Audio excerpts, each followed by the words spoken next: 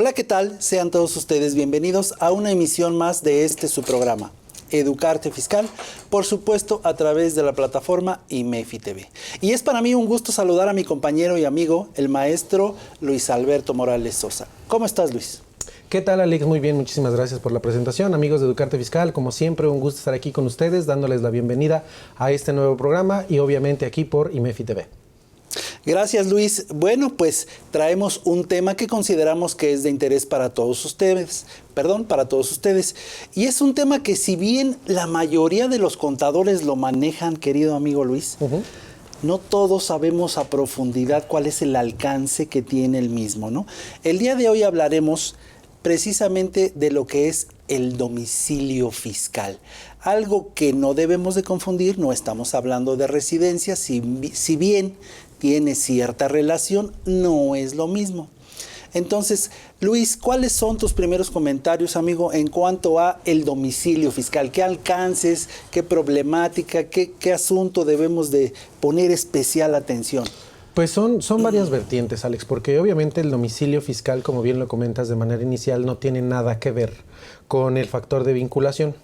El domicilio fiscal viene dividido y viene específicamente en el 10 del Código Fiscal de la Federación, y hay que tener mucho cuidado, Alejandro, porque con si nosotros no lo tenemos bien, nos pueden hasta cancelar el sello digital, nos pueden... la restricción temporal de sellos digitales. Restricción del 17H bis. Nos pueden también meter en un tema de defraudación fiscal, 108 del Código Fiscal de la Federación, nos pueden meter en un tema también de EFOS y EDOS, Alejandro. Entonces, ese es el alcance que tiene el domicilio fiscal. No deducibilidad. También. No deducibilidad. Otro tema que también nos puede afectar, a lo mejor no a nosotros, sino a la factura que nosotros estamos emitiendo al otro, ¿no? Entonces, el alcance es mucho, y a pesar de que tú ves nada más domicilio fiscal y dices, está súper sencillo, sí es un tema, Alejandro, que yo he visto que si nosotros nos metemos a profundidad, hasta un curso de 3-4 horitas sin problema, precisamente porque te habla de reglamento, Alejandro. Claro. Tienes que ligarlo con el establecimiento permanente también, como lo comentabas hace rato. Entonces, para empezar, Alejandro, pues el domicilio fiscal de las personas físicas lo tenemos enumerado, lo tenemos enmarcado en el 10 del Código Fiscal de la Federación, y obviamente nos dice que es cuando primero te habla de incisos, nos habla primero del inciso A cuando tienes actividades empresariales. Fíjate, Alejandro. Luis, te interrumpo un poquito. Como bien ya lo mencionó mi compañero, el domicilio fiscal viene en el artículo 10 del Código Fiscal de la Federación, pero antes de pasar a los incisos viene en dos fracciones. Fracción primera, personas físicas, y fracción segunda, personas morales. De momento en este programa nos vamos a concentrar en las personas físicas.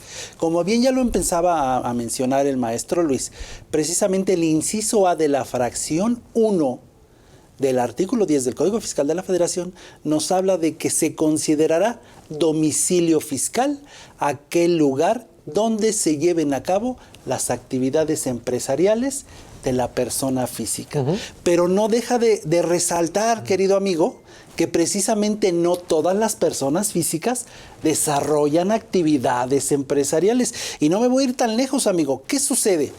Mira, yo recuerdo hace algunos ayeres que era muy común que un trabajador ingresara a un centro de trabajo y no tenía que presentar más que hasta su nombre.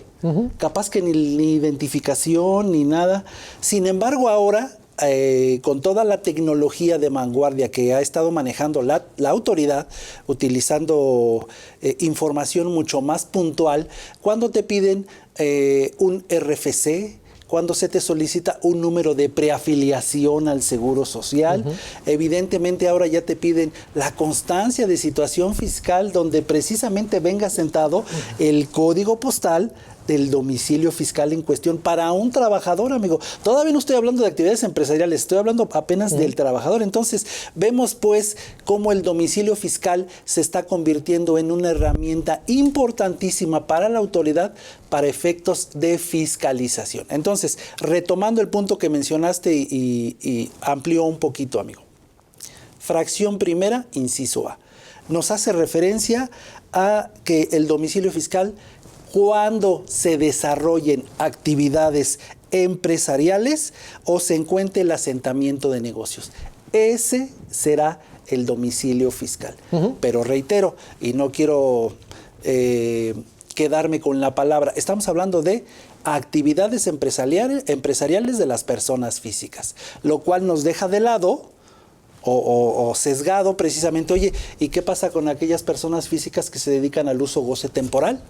Con aquellas personas físicas... No, espérame, que vamos despacito, Alejandro, ahora ya te... Pero es que esta fracción no se encuentra incluida ahí. No, por eso. Lo primero que queremos comentar es personas físicas, personas morales. Por eso yo empezaba. Sí. Primero, personas físicas.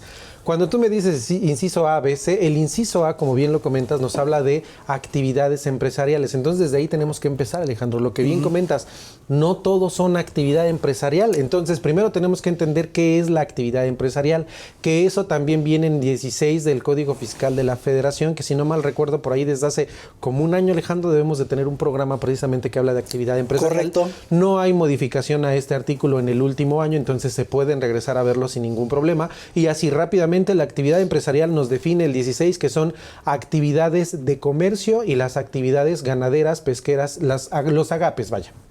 Y las actividades comerciales que dicta la reglamentación federal. Cuando nos habla la reglamentación federal no nos dice específicamente qué es, pero entonces por eso es que nosotros nos tenemos que remitir al Código de Comercio en el artículo 75, en donde vienen 25 fracciones y nos habla precisamente de 25 supuestos, y no solo son 25, porque en la última fracción nos dice y algo más. Entonces lo deja muy abierto, pero específicamente son actividades comerciales que vienen enmarcadas en el 75 del Código de Comercio. Entonces, ¿cómo definir si yo soy una actividad empresarial o no? Y ojo, Alejandro, aquí también mucha gente a veces se confunde en, oye, si hablamos de una empresa, entonces es una persona moral, que no tiene nada que ver. Una empresa puede ser una persona física que realiza actividades empresariales. Una persona moral puede ser empresa que realiza actividades empresariales. Entonces, no tiene nada que ver si soy persona física o persona moral para que se me considere empresa. Entonces, empecemos desde ahí. Tengo duda si soy o no actividad empresarial, si soy una empresa. Bueno, pues me remito, reitero, al 75 del Código de Comercio y verifico cada uno de los 25 fracciones y ahí voy a estar en el supuesto. Y entonces me dice, ok, ya identifiqué que sí soy actividad empresarial. Ok, entonces me dice el inciso A, el local en el que se encuentre el principal asiento de sus negocios. Ah, ok, a ver, Alejandro, entonces yo realizo actividades empresariales y tengo 5 locales, Alejandro. ¿Sale? ¿Dónde voy a realizar o cuál va a ser considerado mi domicilio fiscal? ¿Aquel local donde haga el principal asiento de mis negocios? Correcto. Ahí me lo enmarca. Entonces creo que si lo desmenuzamos así despacito, Alejandro, creo que nos podría quedar un poquito más claro, ¿no? Sí. El inciso A. Estoy de acuerdo contigo, Luis. Hiciste una precisión muy correcta desde mi punto de vista. Estaríamos hablando del principal asentamiento donde se desarrollan los negocios en el caso de las personas físicas que desarrollan actividades empresariales. Pero reitero, estamos hablando de actividades empresariales. Si en este caso estaríamos hablando de un asalariado, título 4, capítulo 1, pues ahí no estamos hablando de actividades empresariales. No. Ahí estaríamos hablando de otro tipo de asentamiento, ¿no? Entonces, el primer punto, porque luego generalmente en la práctica, querido amigo, me ha tocado ver domicilio fiscal, casa habitación. No. En automático, casa habitación. Entonces, no sabemos, y a veces muchos colegas no sabemos distinguir precisamente que hay esa pequeña línea tenue que nos indica cuál, según el 10 del Código Fiscal de la Federación, es nuestro domicilio fiscal o debemos de considerar como domicilio fiscal. Ahora sí, amigo, ya que nos quedó claro en base a tu explicación muy puntual y detallada de lo que debemos de considerar actividades empresariales en cuanto al 16 del Código Fiscal de la Federación, ahora sí, si te parece bien, nos pasamos a la fracción siguiente, al inciso B, donde ahí sí nos recoge, la ley es clara y dice, ok, si no desarrollas actividades de las antes mencionadas, entonces... Actividades empresariales, ¿no? Exacto, que estamos hablando de actividades empresariales y ahí es donde ya entra el punto, ok, entonces ahí sí ya me entra, todos los demás. Todos los demás, correcto. De los que estábamos hablando en un principio, ¿no? Dice, cuando no realicen las actividades señaladas en el inciso anterior, será el local que utilicen para el desempeño de sus actividades. Y si te parece bien, querido amigo, vamos desmenuzándolo poco a poquito. En un principio hablamos de que aquellas personas asalariados que se daban de alta por primera vez, es obligación del empleador inscribirlo al RFC. Y mi pregunta es, ¿con qué domicilio fiscal se inscribe a ese trabajador cuando lo tiene que hacer el empleador? Pues ahí ya te tienes que ir al inciso C, Alejandro, porque el inciso A te dice actividades empresariales, inciso B, todos los que no sean actividades empresariales, o sea, todos los demás, pero el inciso B te dice en el local. Ah, ok, entonces si tengo un local, ahí puede ser mi domicilio fiscal, eso me dice el inciso B. Y el inciso C te dice, si no tienes local, es tu casa habitación. Ok, pero ya te me brincaste. Como tú siempre me dices, ya te me adelantaste. Okay. Porque espera, me dice, el local que utilicen para el desempeño de sus actividades. ¿Cuál es el local donde se desempeña un obrero, por ejemplo? El lugar de trabajo. Correcto. Luego, entonces, por eso cuando el empleado, ese es el punto al que quería llegar, como el lugar de trabajo es precisamente el domicilio de la empresa, entonces el empleador, en este caso, cuando inscribe al trabajador, lo da de alta con el domicilio de la empresa. Y es el inciso B el que es el fundamento, precisamente. Sí. Antes de brincarnos al C, cosa diferente, y no sé si te ha sucedido en la práctica, querido amigo. Cuando llega una persona física al despacho y me dice, voy a poner un negocio de enajenación de cualquier producto o prestación de algún servicio, etcétera, pero no puedo incrementar o modificar, en este caso, las actividades al RFC para incrementar mis actividades. Y el problema de origen es precisamente que el SAT tiene registrado el domicilio fiscal que dio de alta el empleador. Fíjate, qué bonito es cuando lo vamos desmenuzando y vamos analizando las cosas. Fíjate que es un problema en general, Alejandro. Alguna vez a mí en la experiencia me pasó eso que tú comentas, que hasta fue motivo de una revisión por parte del Seguro Social, porque nos decía, a ver, tú tienes este domicilio fiscal y está dado de alta para esta actividad, pero tienes este mismo domicilio fiscal para esta otra actividad. Entonces, ¿son los dos juntos o cómo? A ver, explícame. Y literal fue una persona ahí a revisar y sí, se le explicó, mira, aquí se hace la enajenación de los productos, pero aquí atrás está mi bodega en la calle Continua, pero sigue siendo el mismo número. ¿Y qué crees? Que aquí es donde realizo el material. Entonces sí es una problemática, Alejandro, porque si no lo defines bien, pues obviamente la autoridad piensa que estás simulando alguna actividad o que ni siquiera existes como tal, ¿no?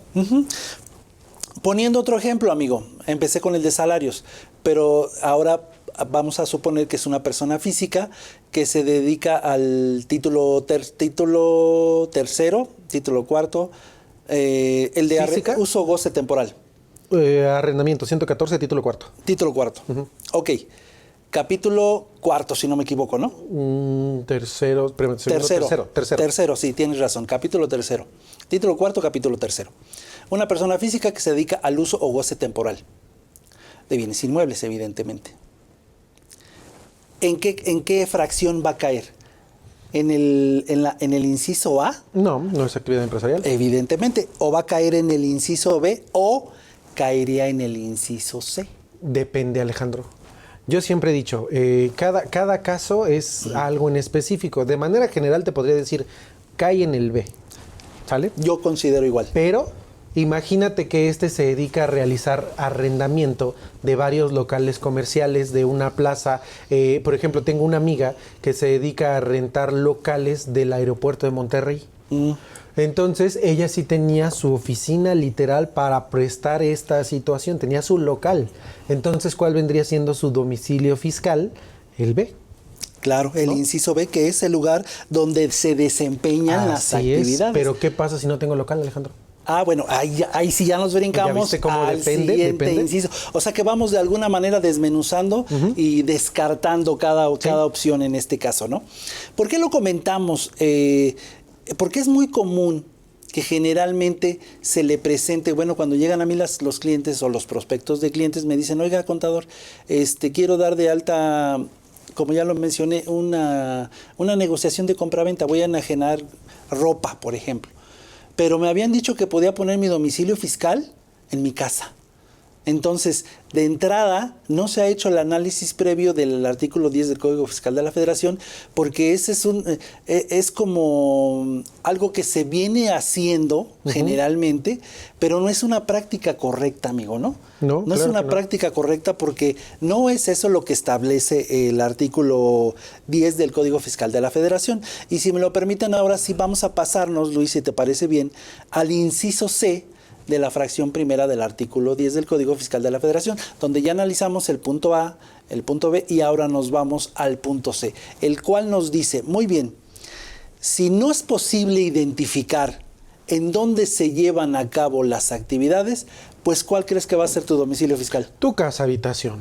Ahí sí sería la casa habitación. O sea, te va llevando como de la mano, Alejandro, ¿no? Te dice, a ver, si tú te dedicas a comprar, vender, hacer actividades de comercio, ¿qué crees? Que tu lugar donde asientes la principal actividad. Sale. Oye, que tengo, no realizo una actividad empresarial, entonces, ¿qué tengo que hacer?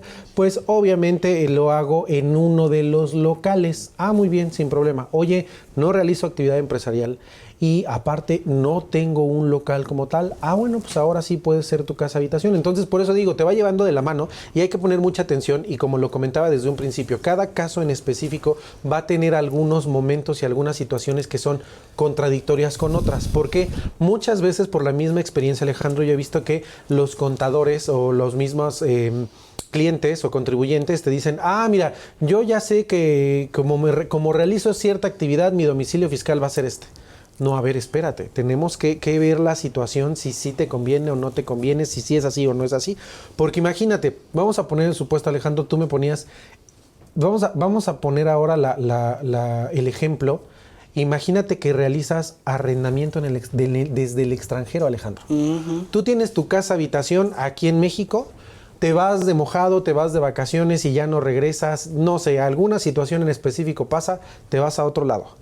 Y tú rentas tu casa habitación aquí en México.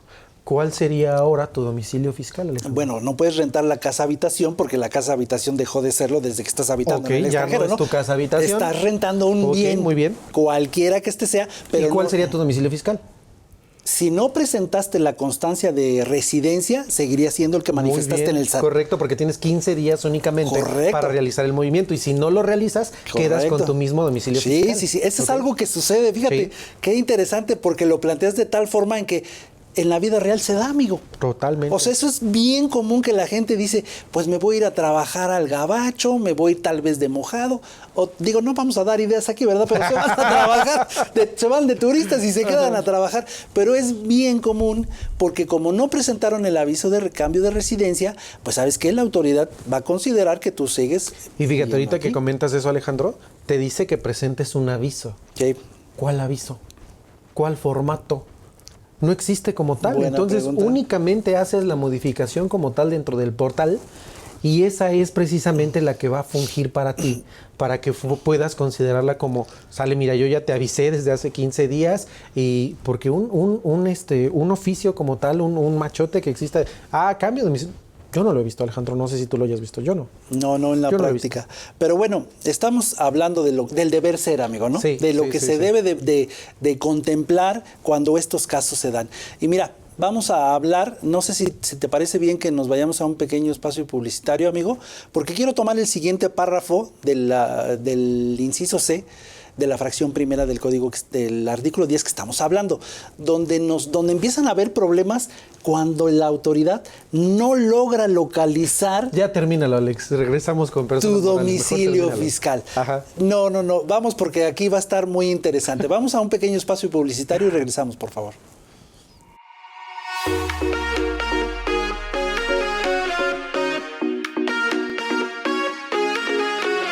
Hola, ¿qué tal mis colegas y amigos? Su servidora Yadira Albor los quiere invitar a el curso de CFDI de nómina y retención de impuestos.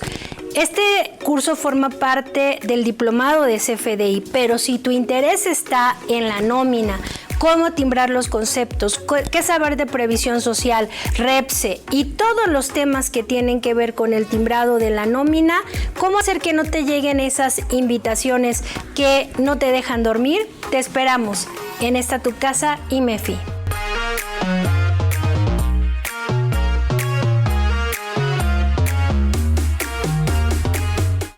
Si tienes un bufete de despacho y cada vez te está costando más trabajo conseguir clientes, en Grupo IMEFI tenemos una solución a tu medida. Profesionaliza tu imagen con una presentación de servicios de tu despacho bufete de manera digital. Es momento de verte diferente. ¿Qué incluye nuestro paquete? Un video resaltando los servicios que ofreces y los clientes para los que has trabajado. Presentación profesional en PDF con identidad de tu despacho buffet, la mejor opción cuando se trata de dar a conocerte de forma profesional. Y firmas digitales de cada uno de los colaboradores con la marca del despacho para el correo electrónico o WhatsApp. Para obtener más información, comunícate con nosotros a través de WhatsApp al número 5581 54 74 37. No te pierdas nuestro próximo curso, Sociedad Cooperativa y Asociación en Participación, donde conocerás el tratamiento legal y fiscal tanto de la sociedad cooperativa y de la asociación en participación. Además, identificaremos las áreas de oportunidad que se pueden aprovechar para optimizar la carga impositiva de ambas. En ambos temas veremos la aplicación práctica, el tratamiento fiscal y los beneficios fiscales. No dudes más y aprovecha esta oportunidad para inscribirte y fortalecer tus conocimientos con nosotros. Para recibir información adicional, no dudes en contactarnos a través de WhatsApp al número 55 26 96 71 79 o mediante el correo electrónico cursos@imefi.com.mx. En IMEFI siempre encontrarás cursos de calidad impartidos con destacados expertos en su materia y con experiencia en docencia. Pues ya estamos de regreso donde precisamente íbamos a iniciar con la problemática, qué sucede, cuáles son las consecuencias cuando la autoridad fiscal realiza una verificación del domicilio y el resultado es no localizado o no localizable. Luis, ¿tú qué opinas? ¿Cuáles son los problemas que esto acarrea cuando nosotros precisamente solicitamos una validación del domicilio fiscal? ¿Y qué crees? Que la autoridad no te encuentra.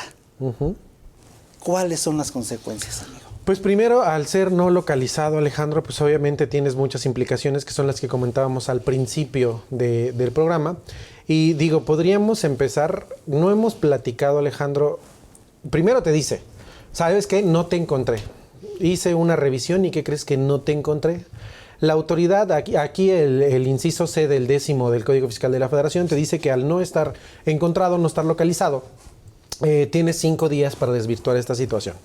Tenemos que considerar sí o sí, Alejandro, el 12 del Código Fiscal de la Federación, en donde me da los plazos precisamente, y considerando también los sábados, domingos, los días festivos, y obviamente también tendremos que considerar los días de vacaciones que tiene la autoridad. Entonces, Primero, tendríamos que considerar esos 5 días. Oye, llegaron el miércoles. Bueno, pues entonces jueves, viernes son 2 días, sábado, domingo no cuenta, lunes, martes y miércoles vendrían siendo mis 5 días. Entonces yo tengo que solicitar a la autoridad y avisarle, oye, ¿sabes qué? Por favor, necesito que vuelvas a revisar porque mira, sí estoy aquí.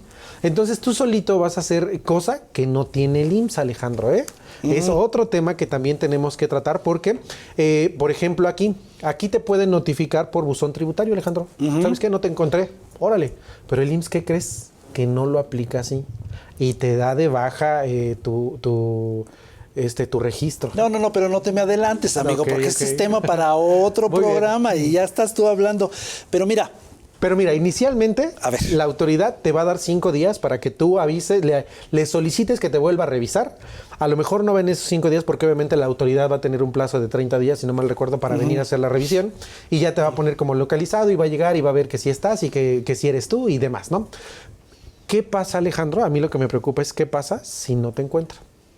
Si tú ni enterado, si tú no viste tu buzón tributario y ahí te quedas. Así estás. Y me llegó a pasar con una empresa grande, Alejandro, de millones de ingresos y estaba como no localizada. Entonces ahí obviamente la recomendación fue en cuanto se vio, ¿sabes qué? Dile al SAT que sí estás, fueron a revisar y se acabó el asunto. Sí, porque precisamente si hay alguna especie de notificación y no te dan como no localizado, el primer problema que puede acarrearte es precisamente restricción temporal de sellos digitales. ¿Qué crees? Tú estás operando de forma normal, te restringen tus sellos, dejas inmediatamente de emitir CFDI de ingresos. ¿Y cuál es el problema que puede venir todavía acarreado? Si tienes algún crédito fiscal, pues precisamente que te traben la cuenta bancaria, ¿no? Ay, mira, Alejandro, ya empezaste a lo bueno. Fíjate, eso que dices tú, hay un tema importante ahí que dices.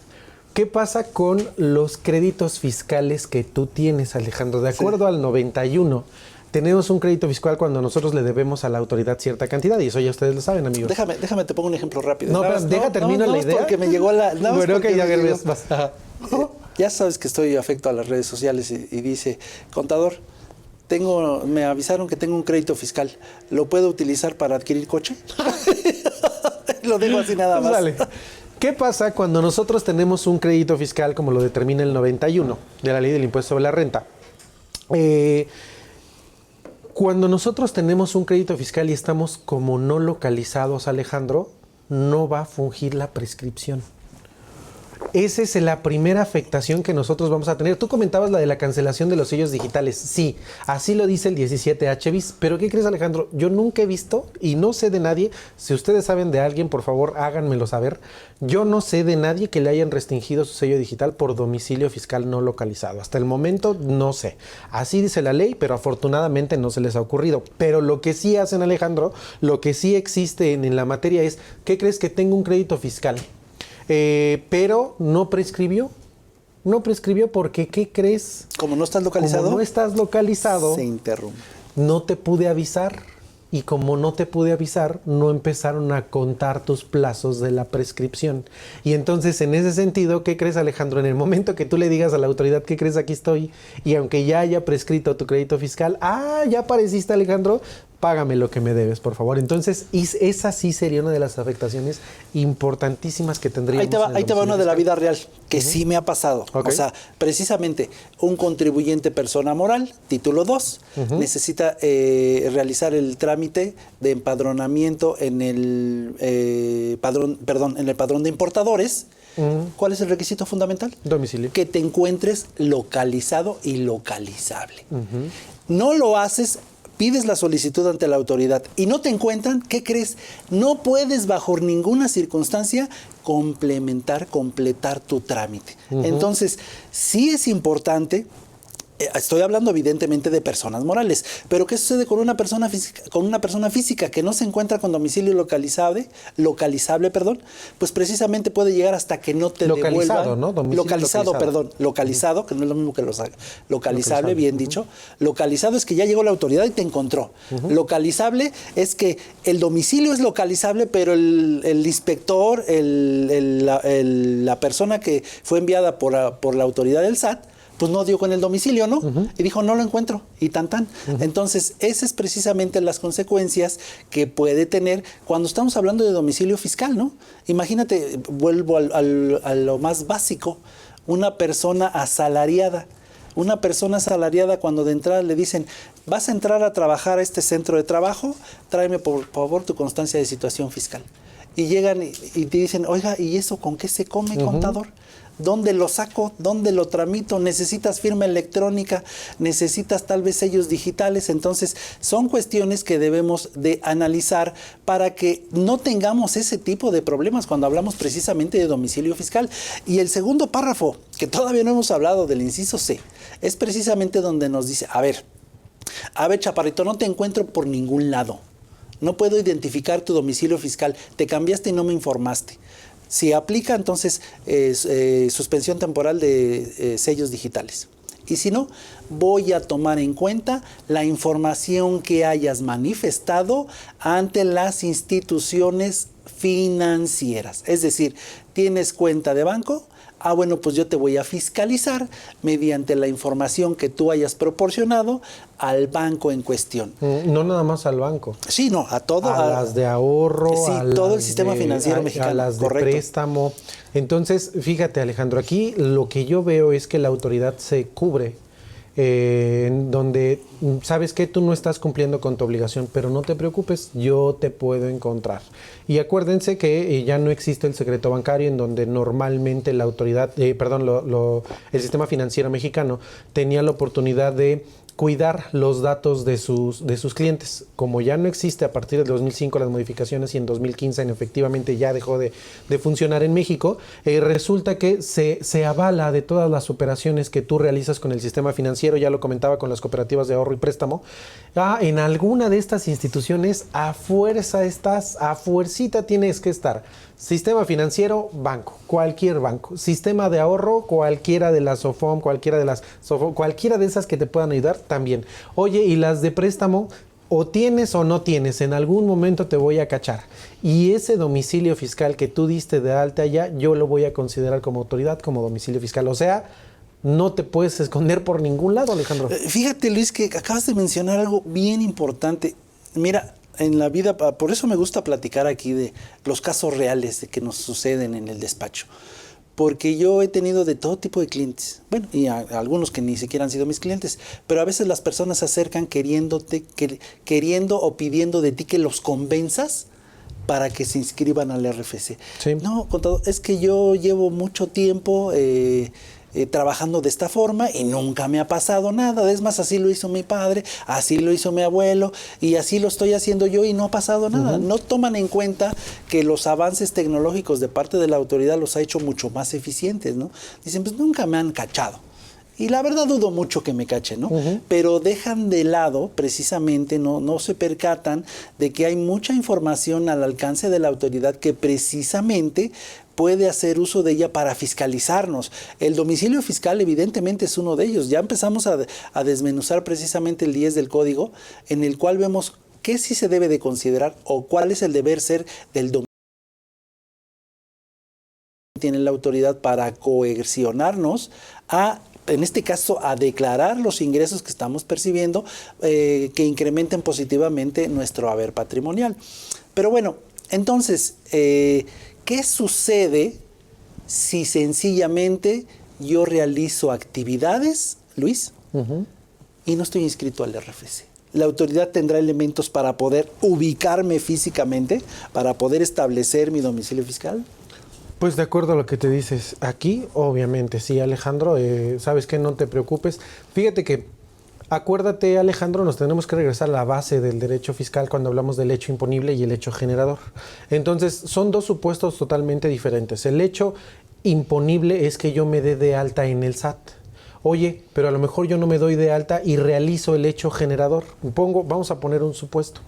Yo voy a vender, ya no funcioné como contador, Alejandro, ya no funcioné como ponente en ninguna capacitadora en ningún lado, ya no funcioné tampoco como maestro, entonces, ¿qué me toca? ¿Sabes qué? Yo siempre he tenido ganas de vender fruta y verdura, Alejandro, en todos los tianguis. Yo pensé que iba a decir OnlyFans, dije, también más. podría ser. Entonces entro en el supuesto en el que ya no cancelo todas mis cuentas bancarias, ya doy de baja mi RFC, Alejandro. Bueno, que en cierto punto no lo puedo dar de baja, ¿no? Vamos a suponer que yo nunca me di de alta. Una persona de este tipo, en algún momento, Alejandro, con las ganancias que tenga, necesita comprar un carro, necesita comprar una casa, a fuerza va a necesitar el sistema financiero. Hoy en día, Alejandro, tú sabes que hasta las tienditas, por un cigarro suelto, tienen terminal bancaria.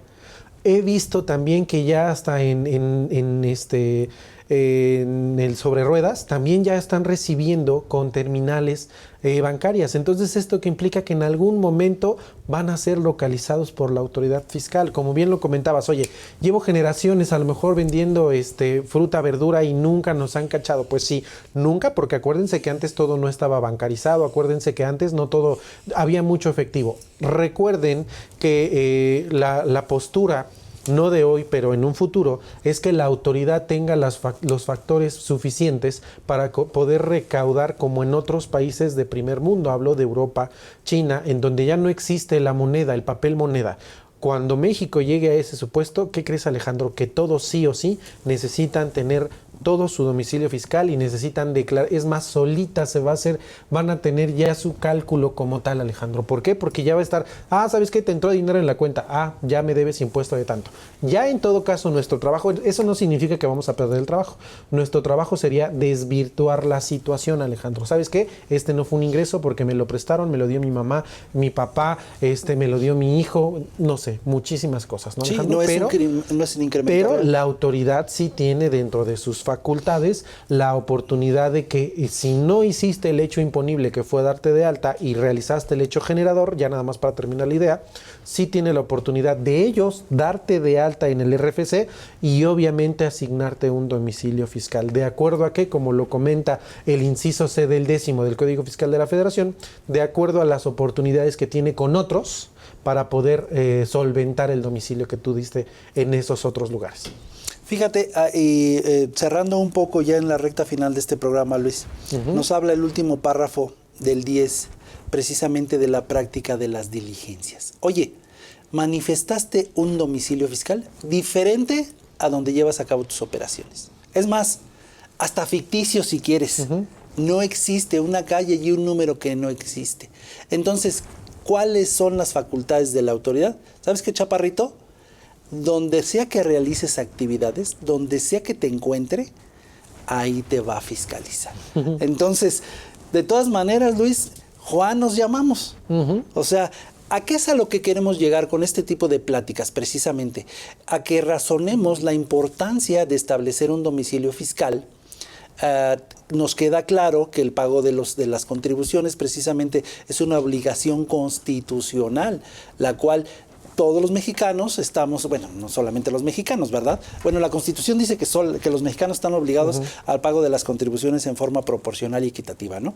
Sin embargo, sabemos que también ya entran otros aspectos, como los residentes en el extranjero con fuente de riqueza en territorio nacional, pero sin tratar de hacer más espeso el mole, a lo que queremos llegar es precisamente que es importante establecer el domicilio fiscal para efectos también de deducibilidad.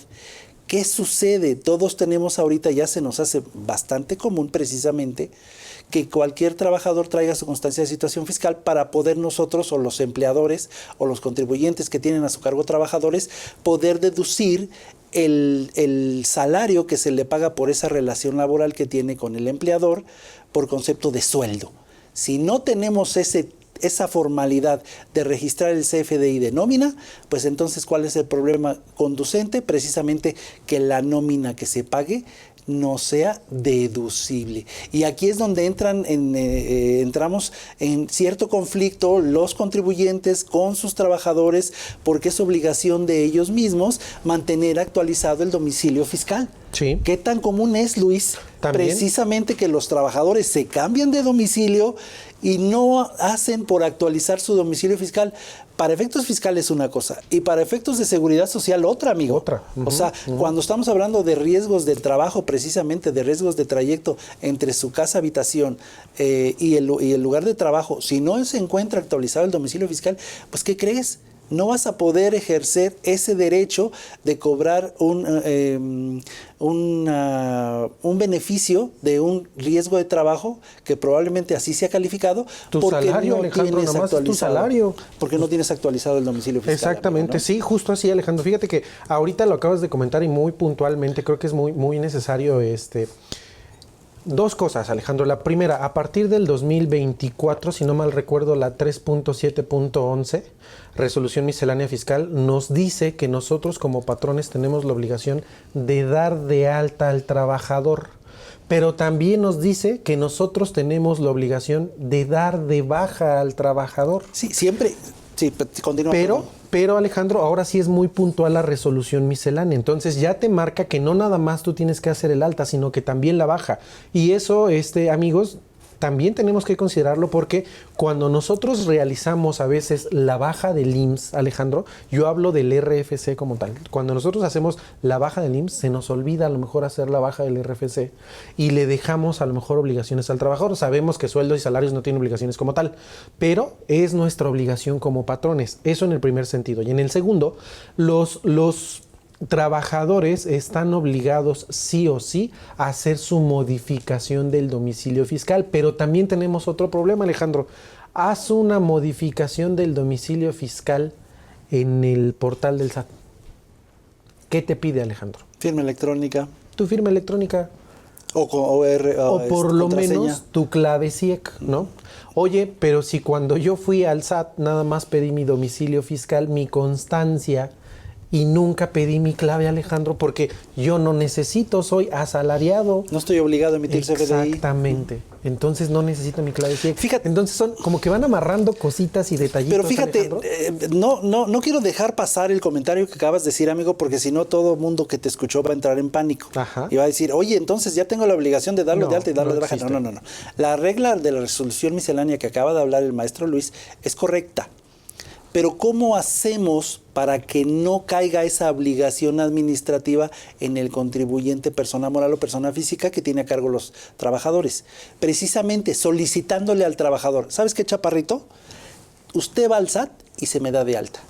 Y me trae su constancia de situación fiscal donde usted ya está tributando como con el régimen de salarios y asimilables a salarios. Y eso precisamente nos evita el problema de que nosotros lo tengamos que suspender cuando deja de laborar con nosotros. Entonces es importante aclarar eso, amigo, precisamente para que no se corra, pues, así como luego el teléfono descompuesto. No, es que Alejandro y Luis dijeron que tenemos ahora que darlos de alta en el RFC y también tenemos que darlos de baja o suspenderlos en este caso, porque sabemos que el RFC se da de baja cuando solamente sucede cuando fallece el contribuyente. Entonces, lo puntualizo para que no haya malos entendidos. Y ahora sí, amigo, en la recta final del programa, ¿cuáles serían tus recomendaciones para efectos de establecer el domicilio fiscal de las personas físicas? Pues como siempre lo decimos, amigos de Educarte Fiscal, amigos de IMEFI TV, es necesario que consideren en materia fiscal lo que nos determina el Código Fiscal de la Federación en el 10º en su inciso A, que son actividades empresariales. Inciso B, cuando no realizo actividades empresariales, y el inciso C, cuando no tengo un local. Entonces, ahí es precisamente donde nosotros tenemos que evitar el supuesto de poner mi casa habitación siempre, de poner el despacho como el domicilio fiscal, de poner el lugar que yo quiera como domicilio fiscal. No es el lugar que uno quiera. La ley te determina específicamente dónde va a ser tu domicilio fiscal. Y bueno, amigos de Educarte Fiscal, yo soy el maestro Luis Alberto Morales Sosa y a mí me encuentran en contacto@contabilidadfiscal.net. Nos vemos en la próxima. Muchas gracias, amigo. Para mí también es un gusto poder platicar este tipo de temas con ustedes. Invariablemente, la intención es que estos temas sean de utilidad para que, como ya lo mencionó el maestro Luis, el domicilio fiscal no es algo que se tenga que definir de acuerdo a nuestras necesidades, de acuerdo a lo que nosotros nos parezca lo correcto o lo ideal. No, está establecido en la ley, muy puntualmente en el artículo 10 del Código Fiscal de la Federación, así que los invitamos a leerlo, a analizarlo a profundidad, porque aunque pareciera algo que no tiene importancia, puede acarrearnos verdaderos dolores de cabeza. Y no quiero despedir el programa del día de hoy sin antes mandar una felicitación cordial a nuestra directora y amiga, la maestra Jessica Rueda Rentería, por una vuelta más al sol.